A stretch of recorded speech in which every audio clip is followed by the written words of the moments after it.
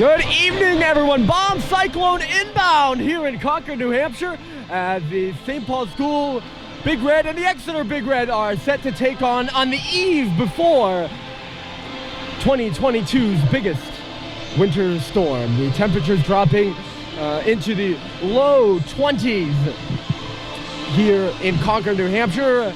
We have Friday night hockey, no Saturday hockey. The games between all the games here at St. Paul's School tomorrow have been canceled. Exeter canceled their game as well. But we do have hockey tonight, and we're so glad that you all have braved the snow to either be here, or the impending snow that is, or you're staying at home and listening to our broadcast here tonight. St. Paul's comes in with a record of 3-10-1. They had lost 4 in a row before beating Milton on Wednesday by a 1-0 score. Cal Welch stopped 38 shots in that game, and Bryce Terry got the only goal for a huge St. Paul's win, their first on home ice. Exeter, on the other hand, they had won 4 straight before Wednesday's contest. They lost on home ice to KUA in heartbreaking fashion. They gave up a goal in the last 2.5 minutes, short-handed to the Wildcats, and ended up losing 3-1 despite outshooting Exeter by a single shot. St. Paul's will come from left to right. They're wearing their heritage white uniforms, harkening back to the days of Hobie Baker with the SPS and the cross sticks on the chest. They'll come from left to right. Exeter will come from right to left. They're wearing the maroon uniforms with the gray shoulders and gray and white trimming. So glad to have you all along from Concord. My name is Ryan Murphy. Sure to be a good contest here tonight. Only St. Paul's' 4th home game of the year. Only Exeter's 4th road game of the year. The face-off at center, Michael Dings and Josh Halliday, and St. Paul's wins the draw. We're underway as Jake Sullivan backs up with it and tosses it across for Cade Cox. St. Paul's quickly up the left side and back into the zone. That goes Sam Bird-Leitner for it. He's battling with JT Halliday over there. Halliday lays it off him behind the goal. A third Friday night game in a row for St. Paul's. They lost to Andover 2 weeks ago and Deerfield last week. And we'll see how they can do.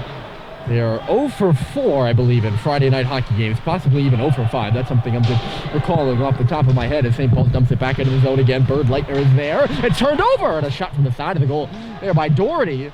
And I don't know if the Exeter goaltender made the save there, or it just missed wide of the goal, perhaps. Dingus back the other way. And in the corner goes Sordillo. He tried to center one. It got cut off at the side of the goal. I'll introduce you to the starting goaltenders in the first whistle here. We're about 17:04 left to go. That's a minute in for all you counting. Here comes Durkin on the left side. He takes a shot, and it's right into the glove of Rocco Bryant. And we'll not get a whistle. Not get a whistle. I was going to say I never heard a whistle. And I think the referee were expecting them to play it. I'm shocked here. Rocco just stopped playing. I think everyone here, the music stopped. The music started playing, and players stopped. Everyone was kind of expecting a whistle to be blown, and the referees were like, no, we're going to let them play. There's Brad Cox over for Conley Bohan. The 2 fourth formers go back and forth. It was turned over at the side of the goal, though. Look out for Exeter here. It was Garrett that went down in the left corner. Seibold. Picking up the turnover there was Christian Morrow, the standout sophomore for this Exeter Big Red side. The shot missing wide of the goal off the right wing for St. Paul's. It'll come up to Bohan at the point. Jabbed by him by Morrow to Cardigan Mountain School boys. Rattled back in by the Big Red. 16:03 left to go. I thought we had our first whistle there. We do not indeed. The goaltender for Exeter is Michael Salvatore. The goaltender for St. Paul's is Rocco Bryant. We'll learn more about them later as we are just getting started here in Concord. Pierre Simone dumps it in. Cade Cox is over there for his second shift of the game in the left corner for Jake Sullivan. Sullivan is pass up the left wing side, misses the mark. It'll go wide of the Exeter cage, but icing is waved off, so we continue to play. Lino Vio takes a bump in low. Exeter takes the puck right back in their own end, right on the bubble of the teams in contention for the NIPSAC playoffs. I believe the projected seedings on USHR.com had Exeter in the 5th spot of the large school tournament with their 8-4 record. Back into the St. Paul's end. Bryant won't let it get to him, and Sullivan is actually there. Exeter and St. Paul's both changing here early in Concord. The 2 old rivals, Phillips Exeter and St. Paul's School. At center ice there, Pendergrass couldn't get it in the zone. It's still loose between the blue lines. It'll trickle back towards the Exeter end of things. Doherty's up there in the forecheck now. It'll come all the way around for Elson, but under his stick and back out to center. St. Paul's recorrals. Brad Cox, a little backhander up the right side. Chipped cross corner by JT Halliday, who takes a bump over here from Pendergrass after the play. Pendergrass, a nice centering pass. Exeter will come with the middle. Massapus with a shot. And a big save there by Rocco Bryant with the blocker. His first big save of the game as Massapus was charging right down the middle. And then Henry Ong steps into a hit over there on the far side. Things are already getting loud. Here at Gordon, you can count on a pretty good crowd. They're starting to trickle in over to our right in the new student section. The old student section was down to our left by the St. Paul's goal. Sordillo, he's in there on the forecheck. 4 minutes into the hockey game. No whistle and no score between St. Paul's and Exeter. It's loose at the far face-off circle. Exeter comes up with it. There's a shot from the circle. And a save by Bryant. Dings had that shot. And this play is whistled down. There's our first whistle. I'm going to say St. Paul's played it with a high stick. So we get a stoppage.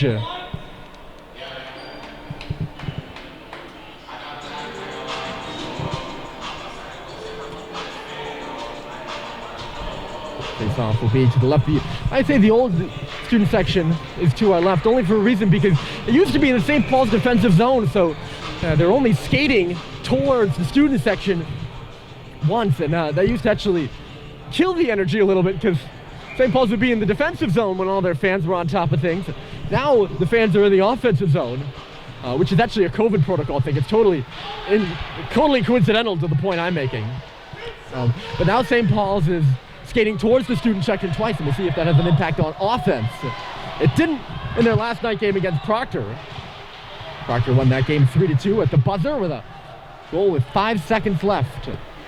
St. Paul's hoping for a better outcome here tonight as Sam Seibel digs in deep. He comes up with the puck, but he's given a hard time over there, trying to swing it in behind the goal. Bryce Terry's got it. Terry back to where it came from. Seibel off the wall with a shot, and a good save there by Salvatore. That's his first of the contest. Here's Grady coming in the middle. Grady with a shot, and a save by Salvatore with the left pad. Back out to center. Exeter knocks it. Bohan to Grady. Good job by Matt, the Wilson, Wyoming native, to step towards the middle there. Terry with a bit of space on the right side off a broken play. He shoots, and it just goes wide of the goal off a deflection. Catching up to it there in front of the Exeter bench is Ong. Back in deep below the goal line. Seibel on the forecheck. Absorbing a check there, the Exeter defender. This number I can't see. I think it was Dings, perhaps, or Guthrie. Standing on the blue line waiting for it here is Roberts.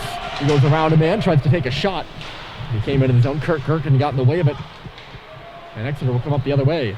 McGurran, one of the leading players here for this Exeter side. He gets by McGurran to the front, and he had Morrow standing there, and he just couldn't get the puck to him. Back to the goal again. The shot from the line coming from Durkin was just blocked aside.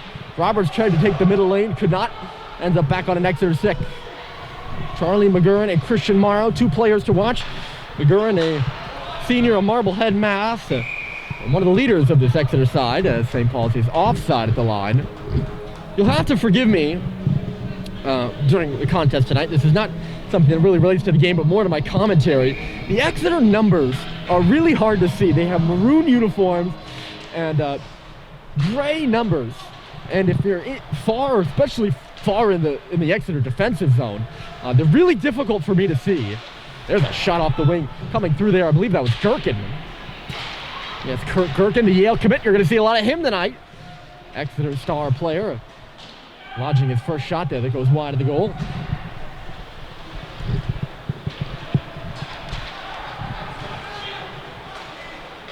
For Morrow, right side. Nice stretch pass. He's got a man go to the middle. It was Gerken. Couldn't pick up the puck, though. Back in behind the net, Morrow. They rotate it in front. It's loose. They score! It's Kurt Gerken. Christian Morrow at the centering pass, and the Yale commit is there to bury it for Exeter. His 10th goal of the season, his 14th career goal, and the captain gets the visiting Big Red on the board first.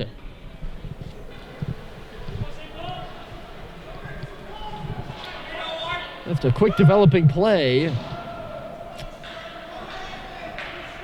with Morrow coming around the net, really unguarded, was able to get it to the middle there, and Gerken cleaning up the loose change. They take a penalty on the play too, St. Paul's does. Cade Cox is going to step into the box. I did not see what the penalty might be for, but Exeter scores the goal and goes to the power play. Not good news if you're a St. Paul's fan. And now a chance, not only leading 1-0, to go up possibly by 2. We'll see what the Exeter power play can do. It's over there for Gherkin. Gherkin, this away, Bird Leitner up high at the circle. They wait on it. And with Sordillo who faked the shot. Bird Leitner for Sordillo, but he had it on his backhand and is forced to come out of the zone. On the stick here of Dotterer. Right side for Dings. Dings back for Dotterer. Dotterer kicks it back at the circle to Gherkin. Gherkin in the middle for Bird Leitner. Morrow centering pass and a one-timer by Dings just goes by. Left point Sordillo. It's a little more at the left circle. He came up high. Oof. Shot there by Dings, who stopped Exeter hounding St. Paul's right now. A minute left to go in the power play. They've got plenty of space out there. Gherkin back to the line for Sordillo, but he missed the pass. It was a tough one to handle. And it's going to go all the way back into the St. Paul's end yet again. Quick up for Dotterer. Dotterer trying to feed Gherkin. He couldn't. It's jabbed back out to center by St. Paul's, who trails 1-0 on a Kurt Gherkin goal. He's a Darien, Connecticut native. And committed to possibly, probably, if not likely, Connecticut's most prestigious school, Yale University. Sweeping in there to get the puck behind the net is Dings. He'll come up the right side with 30 seconds left in the power play, and his team leading 1-0. Dotterer is coming up the middle with him. Dings shooting, saved by Bryant, and it just trickles wide of his glove and past the post. Shapiro. Look out up high. Here comes a shot. They score. Dotterer was able to walk right down the middle, and it's 2-0 Exeter.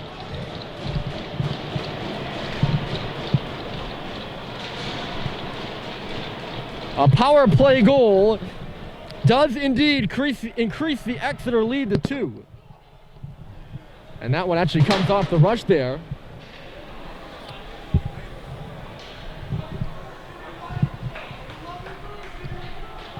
As Dotterer just comes in, waits out everyone, and pushes everyone back below the hash marks and snipes it by Bryant to put his team up 2-0. They've yet to put the goal on the board yet.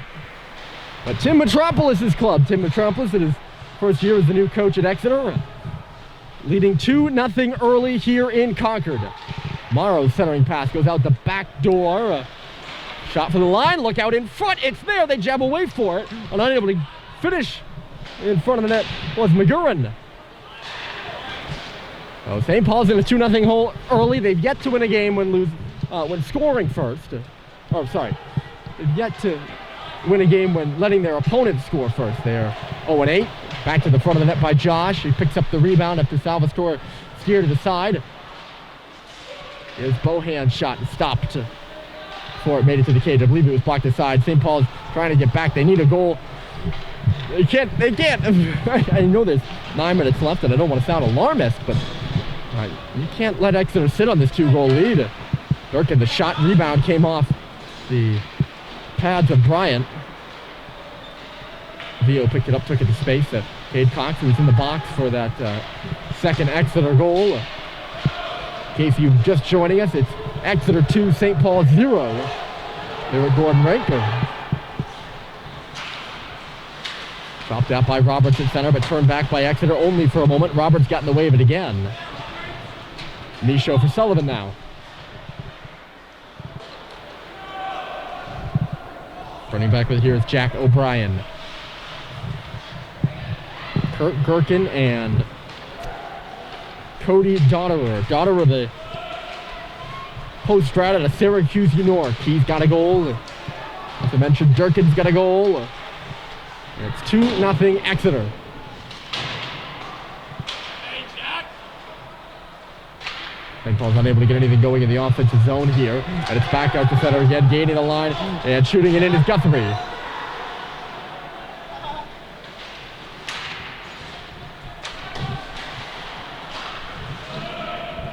St. Paul's can't get any further than the red line, or the blue line rather, and Massapus puts it in deep. Sullivan for Matt Grady. There's a great game here on Wednesday.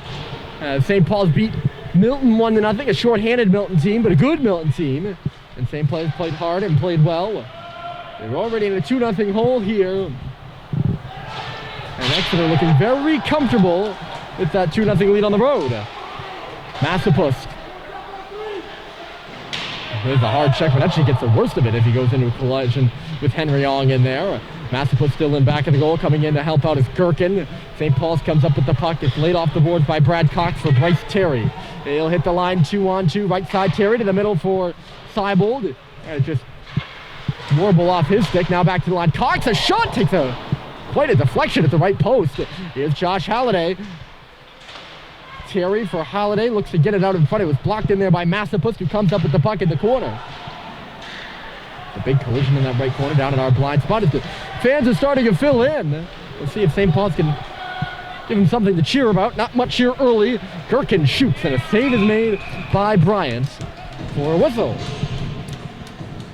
Michael Salvatore in between the pipes for Exeter. He hasn't seen many shots early. He's got a 2.29 goals against average, a 928 save percentage. He's played in 14 of Exeter's 14 games so far this season. That's all of them, in case you weren't sure. And he's made the 4th most saves in all of prep, only to, the 3rd most shots, I should say, in all of prep, only to the goaltenders at Andover and Berwick. Back out the other way. Here comes Cody Dotterer. He's got a goal. Exeter hits the line nicely. Oh, it just shot wide by Sordillo. Great pass by Dotterer to find him, too. And then not so great of a pass by Josh Halliday. It's going to be icing against St. Paul's. The numbers for Rocco Bryant between the pipes for St. Paul's. He last played last week against Proctor. He's got a 4.11 goals against average and an 884 save percentage. New York native. Face off to the right of Bryant's cage here. Exeter leading 2-0. In case you've just joined us, you can probably see it. And a nice nifty scoreboard at the top of the screen. St. Paul's missing a guy on the ice. How about that? Playing with only 5 guys. Playing with only 4 guys. They're back to even strength.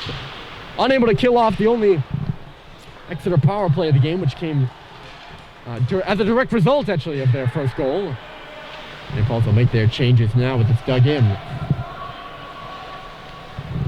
Back on it, here is McGurran. Made a pass to Gherkin. They'll come up the left side now. Gherkin chips it in. Goes in on Henry Young. Will throw it all the way around right into the forecheck of Exeter. And they nearly just scored. That was a great little play at the back post. O'Brien, a slap pass for Gherkin. It just goes off of his stick and through the crease and out the other side. That would have been 3-0 Exeter.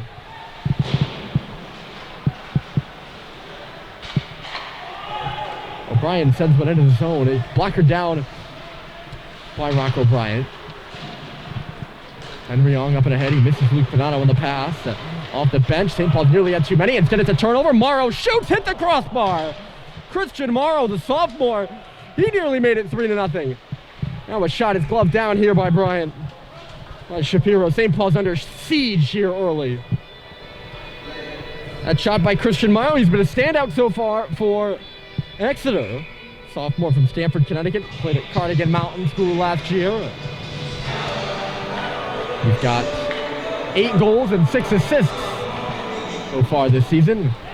Exeter wins the draw, but Michaud's there to take it for St. Paul's. And he'll skate it all the way to that far corner there. Gets around the hit from Mendorada, goes in behind the goal. Michaud, a nice little move there in below the goal line. St. Paul's will possess the puck. It's back at the line. Bohan shoots it. It's wide to the left of Salvatore. He skates over there quite easily. Make the save and hold on. This is one of the few games in town. Not literally in town, but few prep school hockey games going on this weekend due to the winter storm, which I talked about leading off the show. Boston's slated for up to 2 feet. You never really know, though, of course. Any good New Englander knows that. You can never really count on it being 2 feet, but slated for possibly 2 feet. Here's Lino Vio. He had some space, dished it off. Roberts right side. 2-0 Exeter here in Concord. St. Paul's has won the last 2 meetings between these two teams. Bryant plays it despite the forecheck of Pierre Simone. Up ice now for Roberts to try to shoot it off the wing. It was blocked by a body. Exeter will go the other way. Pierre Simone by himself comes to the middle, flips one in on goal, gets the rebound, or nearly did, but it was jabbed away at the last moment by Seibold. Roberts. Up that left side, takes one last bump as he goes into the corner. Fort center, blue score!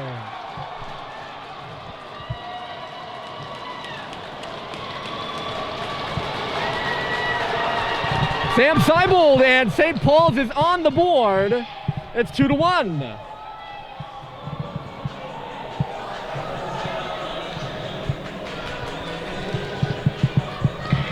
That's a big one for St. Paul's with 3:25 left to go in the period.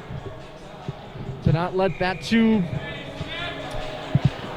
lead for Exeter linger. Sam Seibold picks up the loose change in front of the net there. I think Roberts just centered it. Ping-ponged around in some skates, and Sam Seibold, credit to him, he didn't waste a second getting that off his stick. And then a huge hit in behind the goal by Halliday. Josh went crashing in there, and my God, I swear I saw the boards shiver. Oh, he went flying in here again and really hurt himself that time. Morrow shoots and misses the goal. Rather, I think he got the arm of Bryant. The Exeter player saw him coming, and hold on a moment. Here's Doherty coming down the middle. Doherty trying to send one back to the front. JT knocks it down there. There's a little shot just going off his stick. Picked up by Grady, a backhander, and it's stopped by Salvatore. St. Paul's maybe a little press here to tie the hockey game down a goal. Not a great start for the Big Red, but they've battled themselves into a 1-goal game. Josh Halliday very clearly came out there with a message to send. Thank goodness he didn't hurt himself. He went in there. He missed the Exeter player right in front of us. He had a nice hit behind the net, but face off to the left of Salvatore here. It's rung on around and past the outreaching Donnerer. And Cade Cox is back for it on his backhand. Sullivan right side. St. Paul's on the board with a Sam Seibold goal. In case you're just joining us, Exeter got 2 early, and it's 2-1. Other Big Red, as they're referred to here in Concord. And occasionally it's the Little Red. St. Paul's also calls their sports teams the Big Red. Exeter more of a maroon color. St. Paul's is a very fire engine, red, bright red. One of the brightest red teams in New England, I'd say. There are a lot of schools that use red as their color. There's Sullivan. He's got some space coming off the wall. Couldn't get the shot through. It was knocked down. Exeter sent a player the other way. Up the left wing comes Sordillo. He's all by himself. Exeter was changing. They leak a guy in the back door now. Sordillo's still wandering his way through the slot all the way down to the goal line. Now he centered it and dribbled by the goal. Sordillo will now find it, but the mask of Rocco Bryant comes off. And we'll get a stoppage here. Down to 98 seconds left to go in the period. These two teams first met in 1916, if you can imagine that. And it was on the pond just outside that brick wall you see across your screen. Out on Lower School Pond, St. Paul's won the game 10-3. It was reported in the Horace Scholasticai as St. Paul's was student paper at the time. Great weather, splendid ice. And the first game between the two schools, Exeter was reported to have played well, but after the first 10 minutes of the first half had elapsed, St. Paul's outskated them and went away with that 10-3 win. And they're still playing here in 2022. All these years later, well over 100 years later. Knocked down at the line here by Michaud. They're going to call him offside. Exeter had won 7 in a row over St. Paul's recently, before 4 years ago. When in 2000, I don't know if it's actually 4 years ago, it's either 4 or 3. 2018-19, here St. Paul's finally snapped that streak. They won 3-1.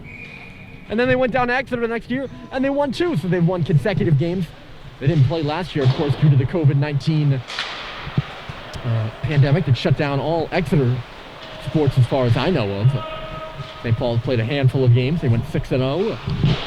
Under a minute to play. It's St. Paul's 1, Exeter 2. Can St. Paul's get a tying goal here? Roberts across the line. Roberts with a shot. Stopped by Salvatore. It's loose. Veal was charging the cage, and Salvatore was outstretched. The puck got away from him. Lino unable to elevate there. He was all tied up. 35 seconds left in the period. Flipped in by St. Paul's. It bounces in on Salvatore. Not going to take any chances, so we'll get a stoppage and an offensive zone draw for St. Paul's with 31.3 left to go. Kurt Gherkin scored early, and then it was followed up by a Cody Dotterer goal on the power play that ensued. But just about 3 minutes ago, Sam Seibold got St. Paul's on the board, finishing off a rebound in front. Off the face-off in the Exeter zone. Picked up and centered blindly by Halliday, but it was a turnover, and he'll send Exeter the other way with 22 seconds left to play. McGurran left it behind him at the line. Exeter's going to be offside here. A good poke. Not sure who had the stick there. It might have been Doherty or Cox, perhaps.